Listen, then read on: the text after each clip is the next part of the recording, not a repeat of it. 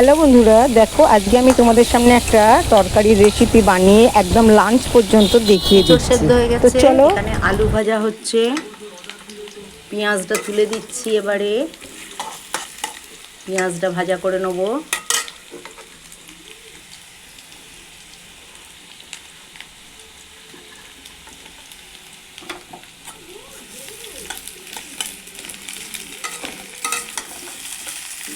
এবার দিয়ে দিলাম টমেটো কুচিগুলো, আধখানা টমেটো কুচি, আর আদা আর রসুন বাটাটাও দিয়ে দেবো। এই যে এটা এখন একটু ভালো করে কষিয়ে নিচ্ছি।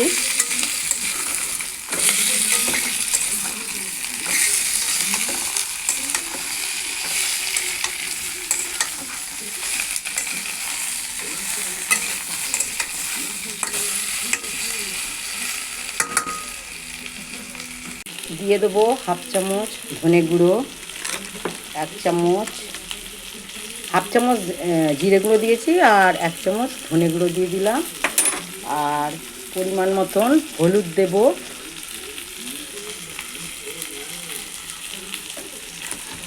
কাঁচা লঙ্কা দিয়ে দিলাম, আর দিয়ে দিচ্ছি লঙ্কার গুঁড়ো। এটা যে যার ঝালের পরিমাণ অনুযায়ী খাবেন, আমি অল্পই দিলাম। এবার এটাকে ভালো করে কষিয়ে নিচ্ছি।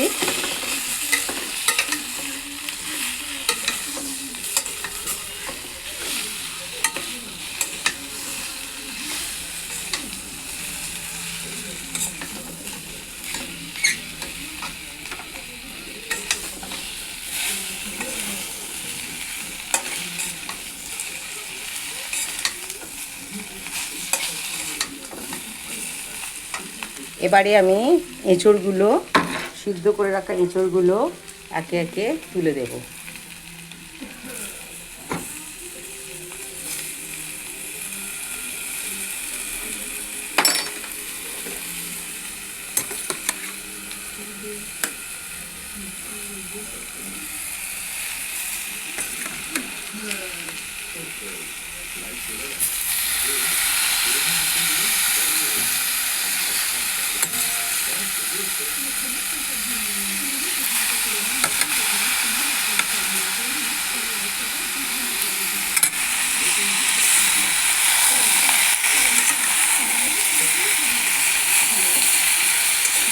এটাকে এখন ভালো করে কষিয়ে নিচ্ছি, অল্প অল্প জল দিয়ে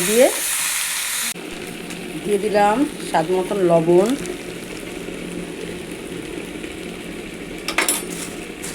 আর স্বাদ মতন মিষ্টি তো দিতেই হবে।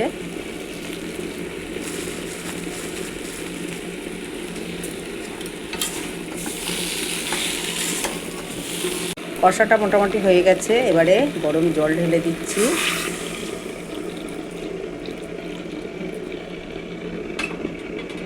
গরম জলটা দিলে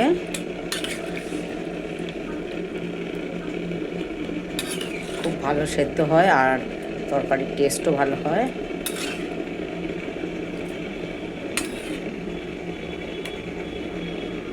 খুব বেশি ঝাল দেব না, আর ফুটে উঠলে চিংড়ি মাছ দিয়ে দেব। উপর থেকে ছড়িয়ে দিলাম চিংড়ি মাছগুলো। ফুটে উঠুক, তারপরে শেষে নামানোর সময় ঘি, গরম মশলা দিয়ে দেবো, আর উপর থেকে ধনেপাতা কুচিয়ে দিয়ে দেবো। এখন এটা রান্নাটা হোক, আলু সিদ্ধ হয়ে যাক। আলু ভাজা হয়ে গেছিলো, খুব ভালো করে ভেজে নিয়েছিলাম।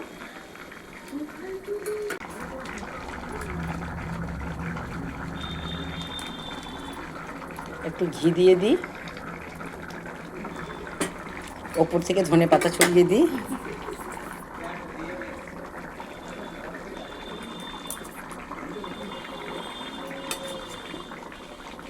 দেখো হয়ে গেল আজকের এঁচোড় চিংড়ি।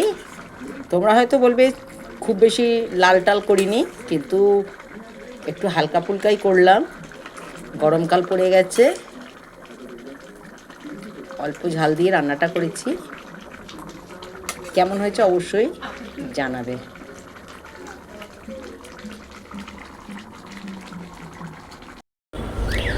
আমার এখন এঁচোড় চিংড়ি কমপ্লিট হয়ে গেছে, সবার জন্য আলাদা আলাদা বাটিতে তরকারি তুলেও রেখেছি।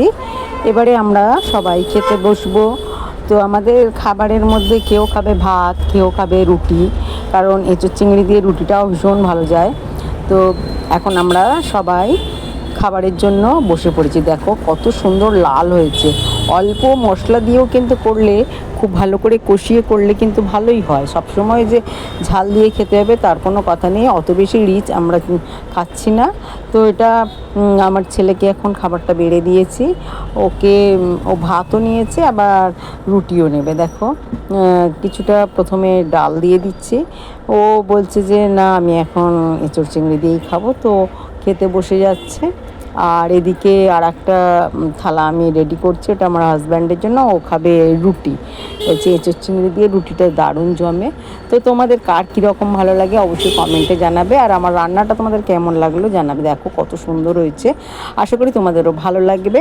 আমার ছেলে কিন্তু খেতে বসে গেছে অলরেডি, ও এক পিস মাত্র রুটি নিয়েছে, বলছে দুটোই চেখে দেখবো কেমন লাগে। আর